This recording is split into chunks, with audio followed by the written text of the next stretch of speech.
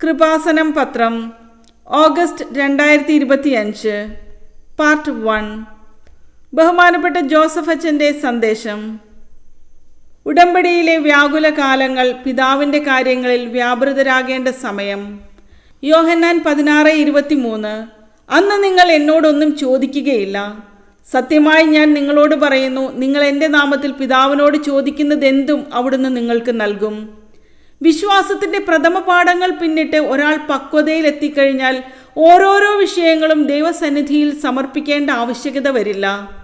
വിശ്വാസം അപ്പോൾ വർക്കൗട്ട് ചെയ്യുന്നത് കേൾവിയിൽ നിന്നല്ല, പ്രത്യാശയിൽ നിന്നല്ല, സ്നേഹം കൊണ്ടാണ്. സ്നേഹത്താൽ പ്രവർത്തനക്ഷമമായ വിശ്വാസമായതുകൊണ്ട് 1 കൊറിന്തോസ് 13:7 വർക്കൗട്ട് ചെയ്യണം. വളർച്ചയുടെ പ്രഥമ പാഠങ്ങൾ പിന്നിട്ട് കഴിഞ്ഞാൽ പക്വതയിലേക്കാണ് നമ്മൾ വളരുന്നത്. അപ്പോൾ പക്വത എന്ന് പറയുന്നത് 1 കൊറിന്തോസ് 13:7 ആണ്. സ്നേഹം സകലതും സഹിക്കുന്നു, സകലതും വിശ്വസിക്കുന്നു, സകലതും പ്രത്യാശിക്കുന്നു, സകലത്തെയും അതിജീവിക്കുന്നു. അതായത് കുരിശിൽ സംഭവിക്കുന്നത് ഇതാണ്: ഏലോയ് ഏലോയ് ലാമാ സബക്താനി എന്ന് ഈശോ ചോദിക്കുന്നുണ്ട്. അതായത് അപ്പാ, നീയും എന്നെ കൈവിട്ടോ എന്ന്.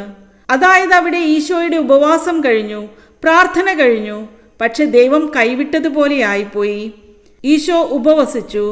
മർക്കോസ് 14:25-26 വചനങ്ങൾ. സത്യമായി ഞാൻ നിങ്ങളോട് പറയുന്നു, ദൈവരാജ്യത്തിൽ ഞാനിത് നവമായി പാനം ചെയ്യുന്ന ദിവസം വരെ മുന്തിരിയുടെ ഫലത്തിൽ നിന്ന് ഇനി ഞാൻ കുടിക്കുകയില്ല. സ്തോത്രഗീതം ആലപിച്ചതിന് ശേഷം അവർ ഒലിവ് മലയിലേക്ക് പോയി. കുറച്ചു കഴിയുമ്പോൾ അവൻ താഴെ വീഴും. മർക്കോസ് 14:35.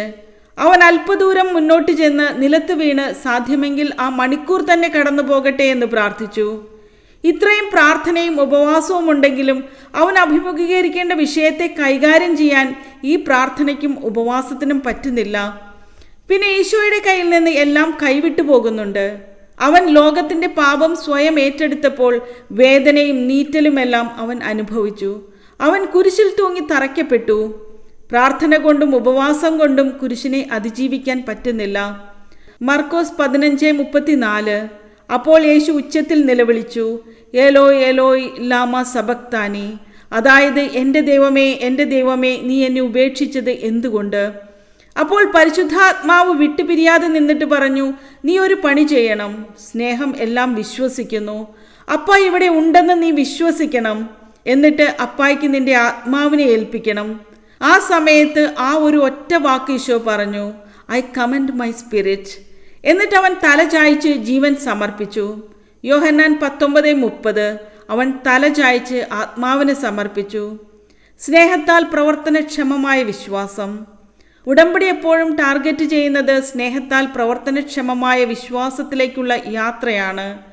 ചില കാര്യങ്ങൾ ആക്ടിവേറ്റ് ചെയ്യണമെന്നുണ്ടെങ്കിൽ നമ്മുടെ പ്രാർത്ഥന പോരാതെ വരും, ഉപവാസം പോരാതെ വരും. ഒരു പിശാച് ബാധിതനെ കർത്താവ് വിടുവിച്ചല്ലോ. അപ്പോൾ പിശാച് ബാധിതൻ പറഞ്ഞു, നീ എവിടെ പോയാലും ഞാൻ നിന്നെ അനുഗമിക്കുമെന്ന്. അപ്പോൾ ഈശോ പറഞ്ഞത്, നീ എൻ്റെ കൂടെ വരണ്ട, വീട്ടിൽ പോകാൻ പറഞ്ഞു. കർത്താവിൻ്റെ കൂടെ നടക്കാനുള്ള യോഗ്യത ലഭിച്ചില്ല. ചില സൗഖ്യങ്ങളൊക്കെ നമുക്ക് കിട്ടും, വിടുതൽ കിട്ടും. അതുകൊണ്ട് ക്രിസ്തു നിങ്ങളുടെ കൂടെ ഉണ്ടെന്നോ ക്രിസ്തുവിനെ പരിചരിക്കാൻ നിങ്ങൾക്ക് കഴിയുമെന്നോ എന്നൊന്നും വിശ്വസിക്കരുത്. അത് വേറെ ഇൻസ്ട്രുമെൻ്റ് ആണ്. പിശാച് ബാധിതന് വലിയൊരു അനുഗ്രഹമാണ് കിട്ടിയത്. ഇത്രയും നാളും അയാളെ കയ്യും കാലും കെട്ടിയിട്ടിരിക്കുകയായിരുന്നു. അയാളെ കർത്താവ് അഴിച്ചുവിട്ടു. അയാൾ കർത്താവിനോട് പറഞ്ഞു, നീ എവിടെ പോയാലും ഞാൻ നിന്നെ അനുഗമിക്കും. അപ്പോൾ ഈശോ പറയും, അത് വേറെ സ്കൂളാണ്, അതിന് വേറെ പഠിക്കേണ്ടി വരും. തൽക്കാലം വീട്ടിൽ പോകാൻ പറഞ്ഞു. എത്ര അനുഗ്രഹം കിട്ടിയാലും എത്ര വലിയ സാക്ഷ്യം പറഞ്ഞാലും തൽക്കാലം വീട്ടിൽ പോകാൻ പറയും. ക്രിസ്തുവായിരിക്കണം നമ്മുടെ ലക്ഷ്യം. അത് വേറെ വിഷയമാണ്. അതിന് പ്രോസസ്സിംഗ് ഉണ്ട്. എല്ലാ കാലവും വയറ്റിപ്പിഴപ്പിന് വേണ്ടി ക്രിസ്തുവിൻ്റെ കൂടെ നടന്നാൽ നമുക്ക് ഒത്തിരി കാലം നടക്കാൻ പറ്റില്ല. പിശാച് ബാധിതനെ കർത്താവ് ഒഴിപ്പിച്ചു കഴിഞ്ഞപ്പോൾ ആ പിശാച് ബാധിതൻ ഈശോയോട്, ഞാൻ നിന്നെ അനുഗമിക്കാമെന്ന് പറയും. അപ്പോൾ ഈശോ പറയും, നീ വീട്ടിൽ പോയി കർത്താവ് നിന്നോട് ചെയ്ത കാര്യങ്ങൾ അവരോട് പറയണമെന്ന്. ഇതാണ് ഇവാഞ്ചലൈസേഷൻ എന്ന് പറയുന്നത്. ലൂക്ക 8:38-39 വചനങ്ങൾ. പിശാച് ബാധയൊഴിഞ്ഞ മനുഷ്യൻ അവൻ്റെ കൂടെ ആയിരിക്കാൻ അനുവാദം ചോദിച്ചു. എന്നാൽ അവനെ തിരിച്ചയച്ചുകൊണ്ട് യേശു പറഞ്ഞു, നീ വീട്ടിലേക്ക് തിരിച്ചുപോയി ദൈവം നിനക്ക് ചെയ്തതെന്തെന്ന് അറിയിക്കുക. അവൻ പോയി യേശു തനിക്ക് വേണ്ടി ചെയ്ത കാര്യങ്ങൾ പട്ടണം മുഴുവൻ പ്രസിദ്ധമാക്കി. പ്രാർത്ഥനയും ഉപവാസവും കഴിഞ്ഞാലും ഇനി പിശാചുബാധ വരെ ഒഴിഞ്ഞുപോയാലും പിന്നെയും മേജർ മിറക്കിൾസ് നമ്മുടെ ജീവിതത്തിൽ സംഭവിച്ചാലും അടുത്ത സിലബസ് എന്ന് പറയുന്നത് സുവിശേഷവൽക്കരണമാണ്. ഉടമ്പടിക്കൊപ്പം വളരണം.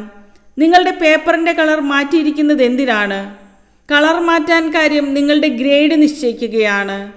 പച്ച, നീല, വെള്ള, പിന്നെ എന്താണ് സിൽവർ, ഗ്രേ. ഇനി ഇന്ദ്രനീലമുണ്ട്. ഇതുവരെ അത് ആർക്കും കൊടുത്തിട്ടില്ല. ഇവാഞ്ചലിസ്റ്റിന് മാത്രമേ ഇന്ദ്രനീലം കൊടുക്കുകയുള്ളൂ. ഉടമ്പടി പുതുക്കുന്നവർ ഈ ക്ലാസുകൾ ശ്രദ്ധിച്ചു കേൾക്കണം. അതായത് പച്ചയുടെ കാലം കഴിയുമ്പോൾ പ്രഥമ പാഠം പിന്നിട്ട് പക്വതയിലേക്കുള്ള വളർച്ചയാണ്. ആദ്യം പ്രാർത്ഥനയ്ക്ക് പ്രാധാന്യം, പിന്നെ ഉപവാസത്തിന് പ്രാധാന്യം, പിന്നെ വെള്ള വന്നു കഴിഞ്ഞാൽ സ്നേഹത്താൽ പ്രവർത്തനക്ഷമമായ വിശ്വാസം. ഗലാത്യ 5:6 അവിടെ വർക്കൗട്ട് ചെയ്യുന്നത്. സ്നേഹത്താൽ പ്രവർത്തനക്ഷമമായ വിശ്വാസത്തിൻ്റെ ഇടയ്ക്ക് വെച്ച് ആബ്സെൻസ് ഓഫ് ഗോഡ് സംഭവിക്കും. നമ്മൾ തീക്ഷ്ണമായി പ്രാർത്ഥിച്ചാലും ഒരു ദൈവാനുഭവം നമുക്ക് ഫീൽ ചെയ്യില്ല. ഈ സമയത്ത് നടക്കാൻ പഠിക്കണം. ഞാൻ ഒരാളെ എടുക്കണമെങ്കിൽ വീട്ടിൽ നിന്നെക്കുറിച്ച് എന്തു പറയുന്നെന്ന് ചോദിക്കും. വീട്ടുകാർക്ക് നിങ്ങളുടെ എല്ലാ കയ്യിലിരിപ്പും അറിയാം. അതുകൊണ്ട് വീട്ടുകാർ ഒരു വ്യക്തിയെക്കുറിച്ച് എന്തു പറയുന്നു എന്നുള്ളതിനെ ഒരു മാനദണ്ഡമാക്കി അയാൾ സുവിശേഷം സ്വീകരിച്ചോ ഇല്ലയോ എന്നറിയാൻ പറ്റും. വീട്ടുകാർക്ക് നിങ്ങളെക്കുറിച്ചുള്ള അസസ്മെൻ്റ് എന്താണ്? കക്ഷത്ത് ബൈബിളുണ്ട്, കയ്യിൽ കൊന്തയുണ്ട്, കാണുമ്പോഴൊക്കെ നിങ്ങളിത് തുറന്നു വയ്ക്കുന്നുണ്ട്, ഓരോ കാര്യം പറയുന്നുണ്ട്. പക്ഷെ വീട്ടുകാർക്ക് നിങ്ങളെക്കുറിച്ചുള്ള അസസ്മെൻ്റ് എന്താണ്? അതാണ് നിങ്ങളുടെ സ്റ്റാറ്റസ് എന്ന് പറയുന്നത്. അതാണ് നിങ്ങൾ. കർത്താവിനോട് പിശാചുബാധ ഒഴിഞ്ഞ വ്യക്തി പറയുന്നത്, എവിടെ പോയാലും ഞാൻ നിന്റെ കൂടെ ഉണ്ടാകുമെന്ന്. അപ്പോൾ ഈശോ പറഞ്ഞു, അത്രയും നീ വളർന്നിട്ടില്ല. നീ ആരാണെന്ന് വീട്ടിൽ ചെന്ന് പറയാൻ പറയും. വീട്ടിലുള്ളവരോട് നീ സുവിശേഷം ജീവിച്ചു നോക്ക്, എന്നിട്ട് തിരിച്ചു വരാൻ പറയും. ഏറ്റവും സുവിശേഷം ജീവിക്കാൻ പാട് എവിടെയാണെന്നറിയാമോ? നമ്മുടെ വീട്ടിലാണ്. അതുകൊണ്ടാണ് നിങ്ങളുടെ കൂട്ടുകാർ നിങ്ങളെ പലരെയും വിശ്വസിക്കാത്തത്. നിങ്ങൾ പ്രാർത്ഥനയ്ക്ക് പോകുമ്പോൾ, ഉടമ്പടി എടുക്കാൻ പോകുമ്പോൾ ചിലർ ചിരിക്കുന്നില്ലേ? ഒരാൾ എന്തെങ്കിലും എന്നോട് പറയുമ്പോൾ അത് എന്താണ് പറയുന്നതെന്നല്ല പരിശുദ്ധാത്മാവ് തോന്നിക്കുന്നത്, എന്തുകൊണ്ട് പറഞ്ഞു എന്നാണ്. അത് അരൂപിയുടെ പ്രശ്നമാണ്. ഒരു കള്ളത്തരം ഒളിപ്പിച്ചു വെച്ചുകൊണ്ട് വേറൊരു കാര്യമാണ് പറയുന്നതെന്നുള്ളത് എനിക്ക് പെട്ടെന്ന് അറിയാൻ പറ്റും. ആ സാത്താനെ ഞാൻ ശരിക്കും ചൂടാകും. നമ്മൾ ശാസിക്കേണ്ട സമയത്ത് ശാസിക്കണം, അല്ലെങ്കിൽ നിങ്ങളുടെ കുഞ്ഞുങ്ങൾ പോലും വഴിതെറ്റിപ്പോകും. തെറ്റ് കാണുമ്പോൾ ശാസിക്കണം. അത് വിശ്വാസത്തിൻ്റെ വിഷയമായിട്ട് എടുക്കരുത്. അതുകൊണ്ട് നിങ്ങൾ പറയരുത്, അച്ഛൻ പറഞ്ഞിട്ടുണ്ട് എല്ലാം ക്ഷമിക്കണം, ഞാൻ ഉടമ്പടിയിലാണ്, അതുകൊണ്ട് നാക്ക് പുറത്തെടുക്കരുത് എന്ന്. നിന്റെ മക്കളുടെ ഉടുപ്പ് കഴുകാൻ എടുക്കുമ്പോൾ ആയിരിക്കും ചിലപ്പോൾ കഞ്ചാവ് കിട്ടുന്നത്. അപ്പോൾ തന്നെ നീ മക്കളെ ശാസിക്കണം. എന്താ കാര്യം? അമ്മയ്ക്ക് അടിക്കാൻ അധികാരമുണ്ട്. അത്രയും അധികാരം വേറെ ആർക്കുമില്ല. അമ്മ ഉള്ളിടത്തോളം കാലം എത്ര പേരാണ് വിശുദ്ധരായിട്ട് ജീവിക്കുന്നത്? ആരെങ്കിലും ഇന്ന് വെടിപ്പും മെനയുമായി ജീവിക്കുന്നതിൻ്റെ ഒരു കാരണം അവരുടെ അമ്മയാണ്. കാര്യം, അമ്മയ്ക്കൊരു ഗുണമുണ്ട്. അമ്മ എത്ര ഉപദ്രവിച്ചാലും അമ്മയുടെ സ്നേഹത്തെ അവിശ്വസിക്കില്ല മക്കൾ. ആ സ്നേഹം അവർ അനുഭവിച്ചിട്ടുള്ളതാണ്. അമ്മയുടെ സങ്കടം കൊണ്ടടിക്കുന്നതാണെന്നേ മക്കൾ വിചാരിക്കുകയുള്ളൂ. ദൈവം കഴിഞ്ഞാൽ പിന്നെ അമ്മയാണുള്ളത്. അത് കഴിഞ്ഞാണ് വിശ്വാസ പഠനങ്ങളിൽ അച്ഛനുള്ളത്. കുറേ വിശുദ്ധന്മാരുടെയും ഭക്തന്മാരുടെയും മക്കൾ വഴിപിഴച്ചവരാണ്. അവർ വിശുദ്ധി കീപ്പ് ചെയ്യാൻ വേണ്ടി മിണ്ടാപ്രാണിയായി നടന്നിട്ട് മക്കൾ അത് തരമായി എടുത്ത് അവർ അവരുടെ ഇഷ്ടം പോലെ ജീവിക്കും. അത് ഞാൻ ഇടവകയിൽ കണ്ട കാര്യമാണ്. അതുകൊണ്ട് നിങ്ങൾ എപ്പോഴും ശ്രദ്ധിക്കേണ്ട വിഷയം ഇതാണ്. ഉടമ്പടിയിൽ നമ്മുടെ വിഷയവും വിശ്വാസ വളർച്ചയും വളരെ ബന്ധപ്പെട്ട കാര്യങ്ങളാണ്. ഓരോ ഘട്ടം ചെല്ലുമ്പോഴും നമുക്ക് വളർച്ചയുണ്ടാകണം, വളർച്ച രേഖപ്പെടുത്തണം. വളർച്ച രേഖപ്പെടുത്താത്തത് കൊണ്ടാണ് അതേ വിഷയം ആവർത്തിക്കുന്നത്. ആ വിഷയം വന്നു കഴിഞ്ഞാൽ നമ്മൾ ഇന്ന നിലപാടേ എടുക്കുകയുള്ളൂ എന്ന് കണ്ടു കഴിഞ്ഞാൽ പിന്നീട് കർത്താവ് ആ വിഷയം മാറ്റിയിട്ട് വേറെ സബ്ജക്റ്റ് തരും. ഒരു കാര്യം വ്യക്തമാണ്, ആ സമയത്ത് നിങ്ങൾ എന്നോടൊന്നും ചോദിക്കുകയില്ല എന്നത് വിശ്വാസത്തിൻ്റെ 3-ാം തലമുറയാണ്. കാര്യം, എൻ്റെ കർത്താവിന് എന്നെക്കുറിച്ച് എല്ലാം അറിയാം. ദൈവം അറിഞ്ഞുകൊണ്ടാണ് എല്ലാം സംഭവിക്കുന്നത്. അതുകൊണ്ട് പരിശുദ്ധ അമ്മയെപ്പോലെ ഹൃദയത്തിൽ സംഗ്രഹിക്കണം. മറിയമാകട്ടെ ഇവയെല്ലാം ഹൃദയത്തിൽ സംഗ്രഹിച്ച് ഗാഢമായി ചിന്തിച്ചു കൊണ്ടിരുന്നു. ലൂക്ക 2:19. അവൻ്റെ അമ്മ ഇക്കാര്യങ്ങളെല്ലാം ഹൃദയത്തിൽ സംഗ്രഹിച്ചു. ലൂക്ക 2:51. വിശ്വാസത്താൽ പ്രവർത്തനക്ഷമമായ വിശ്വാസത്തിന്റെ ആൾരൂപമാണ് പരിശുദ്ധ അമ്മ. ഏറ്റവും സങ്കടകരമായ വിഷയം വന്നാലും ഹൃദയത്തിൽ സംഗ്രഹിക്കും. യോഹന്നാൻ 16:23 ആ ദിവസങ്ങളിൽ നിങ്ങൾ എന്നോടൊന്നും ചോദിക്കില്ല. ചോദിക്കാതെ ഹൃദയത്തിൽ സംഗ്രഹിക്കും. അതേക്കുറിച്ച് സ്വന്തമായിട്ട് ധ്യാനിക്കും. ദൈവത്തിൻ്റെ പദ്ധതി സ്വന്തമായിട്ട് കണ്ടെത്തും. അതാണ് പരിശുദ്ധ അമ്മ.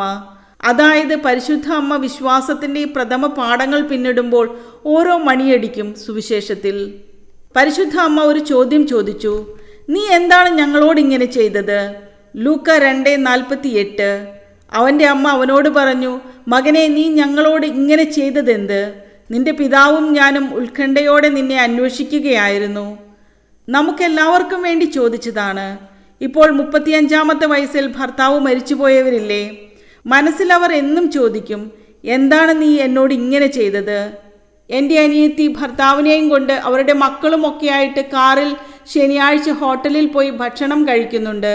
എന്നെ വിളിക്കാനും തിരക്കാനും ആരുമില്ല. നീ എന്താണ് എന്നോട് ഇങ്ങനെ ചെയ്തത്? അതായത് നമുക്ക് ദൈവത്തോട് ചോദിക്കാൻ പറ്റുന്ന ഏറ്റവും വലിയ ചോദ്യമാണത്. പരിശുദ്ധ അമ്മ നമുക്ക് വേണ്ടി ചോദിച്ചതാണ്, നീ എന്താണ് ഞങ്ങളോട് ഇങ്ങനെ ചെയ്തത്? ദൈവത്തിന് ഉത്തരമുണ്ട്. ഞാൻ എൻ്റെ പിതാവിൻ്റെ കാര്യത്തിൽ വ്യാപൃതനായിരിക്കേണ്ടവനാണെന്ന് നിങ്ങൾ അറിയുന്നില്ലേ?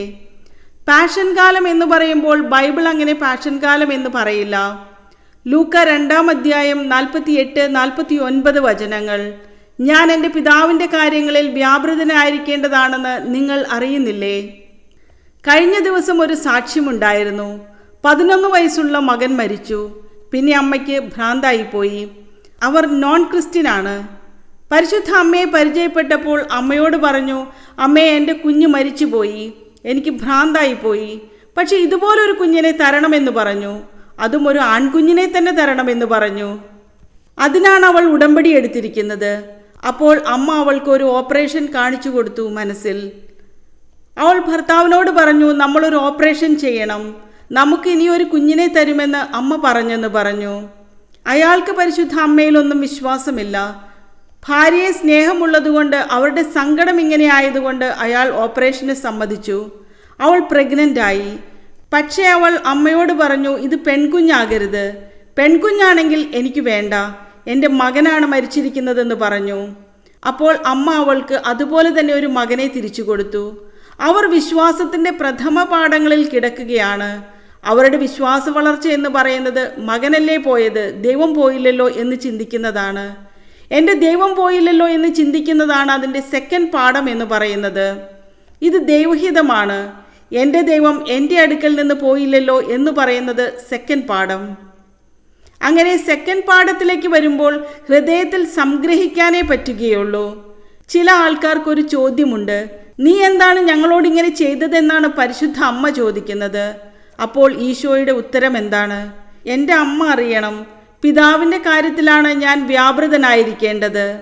പരിശുദ്ധ അമ്മ ഒരു 3 ദിവസം എന്നെ കാണാതിരുന്നപ്പോൾ കടന്നുപോയ ആ സങ്കടമില്ലേ, ആ സങ്കടം പിതാവിൻ്റെ കാര്യമാണെന്നാണ് പറയുന്നത്. പരിശുദ്ധാത്മാവില്ലാതെ ബൈബിൾ മനസ്സിലാകില്ല. ബൈബിൾ എഴുതിയിരിക്കുന്നത് പരിശുദ്ധാത്മാവാണ്. പരിശുദ്ധാത്മാവിനോട് ചോദിക്കണം ഇതെങ്ങനെ എഴുതിയെന്ന്, എന്തിനെഴുതിയെന്ന്. പരിശുദ്ധാത്മാവിനോട് ചോദിച്ചിട്ട് പരിശുദ്ധാത്മാവാണ് ഇതിൻ്റെ കാലാവസ്ഥാ ഭേദങ്ങളെ നമുക്ക് പഠിപ്പിച്ചു തരുന്നത്. അപ്പോൾ പരിശുദ്ധാത്മാവിന് വിട്ടിട്ട് നമുക്ക് ബൈബിൾ പഠിക്കാനോ ജീവിക്കാനോ സാക്ഷ്യപ്പെടുത്താനോ പറ്റില്ല. വിശ്വാസത്തിൻ്റെ പ്രഥമ പാഠങ്ങൾ പിന്നിട്ട് നമുക്കും പക്വതയിലേക്ക് വളരാം, പിതാവിൻ്റെ കാര്യങ്ങളിൽ വ്യാപൃതരാകാം.